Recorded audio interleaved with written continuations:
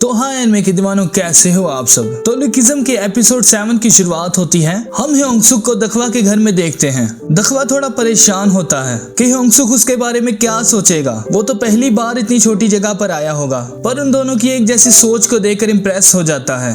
ह्योंगसुक दखवा से पूछता है, क्या तुमको लगता है कि मैं गा सकता हूँ? दखवा बोलता है, बिल्कुल गा सकते हो। जब तुम गाते हो तो दिल करता है बस तुमको ही सुनते जाओ। ह्योंगसुक दखवा की बात सुनकर हैरान हो जाता है। दखवा बोलता है, मैं रैप अच्छा करता हूँ और तुम गाते अच्छा हो। लोग हम दोनों को सुनकर हमारे दीवाने हो जाएंगे। और फिर अपने कंप्यूटर पर उसे उसके गाने की धुन सुनाता है और पूछता है ये किस गाने की धुन है। ह्योंगसुक बताता है, कुछ पता नहीं, मुझे तो याद भी नहीं है कि ये कब सुना था। मैं गाता गया और ये सॉन्ग बन गया। दखवा हैरानी से पूछता है, ये गाना तुमने बनाया है? ह्योंगसुक जवाब देता है, अकेला फील करने पर जब ये गाना गाता हूँ तो मुझे अच्छा लगता है। फिर उसकी चेंज हुई धुन को सुनकर चौंक जाता है। दखवा बताता है, तुम्हारा गाना परफॉर्मेंस के लिए छोटा था, इसलिए मैंने आके ये नई धुन बना दी। ह्योंगसुक बोलता है, तुम तो बहुत टैलेंटेड हो। दखवा बताता है, मैं अभी इस पर काम कर रहा हूँ। इसकी ऐसी धुन बनेगी कि कोई भी इसे कभी भूल नहीं पाएगा। ह्योंगसुक मन में बोलता है, कितनी मेहनत कर रहा है, कौन कहेगा ये इतना टैलेंटेड है। फिर शाम को प्रैक्टिस के बाद दोनों रास्ते में बात करते हैं। ह्योंगसुक बोलता है, सॉरी आज मैं ज्यादा प्रैक्टिस नहीं कर पाया। दखवा बोलता है, हम लंच टाइम में प्रैक्टिस कर सकते हैं। ह्योंगसुक ओके बोलता है। फिर रास्ते में उन्हें दखवा की दादी मिलती है। दखवा की दादी उसे खाने का पूछती है, पर ह्योंगसुक मना कर देता है और अगली बार का कहकर वहाँ से चला जाता है। फिर अगले दिन स्टूडियो में जिन होबिन म्यूजिक के बेहतरीन होने की तारीफ करता है। डायरेक्टर बोलता है, ऐसा तो होना ही था क्योंकि मैंने राइटर को अच्छे पैसे जो खिलाए हैं। और उन्हें बोलता है कि अगर ये गाना सबको पसंद आया तो समझो तुम्हारा डेब्यू सॉन्ग पक्का और तुमको जीतना पड़ेगा। यहाँ जीत गए तो एक दिन पूरी दुनिया तुमको जानेगी और पैसा ही पैसा होगा। यहाँ ह्योंगसुक दखवा की एक बेहतरीन धुन बनाने पर उसकी तारीफ करता है और प्रैक्टिस को सुनने के बाद ली उनकी तारीफ करता है। दखवा ह्योंगसुक से बोलता है कि तुम्हें अभी अपनी टेक्निक पर काम करने की जरूरत है, हमारे पास टाइम कम है, तुम्हें और ज्यादा मेहनत करनी होगी।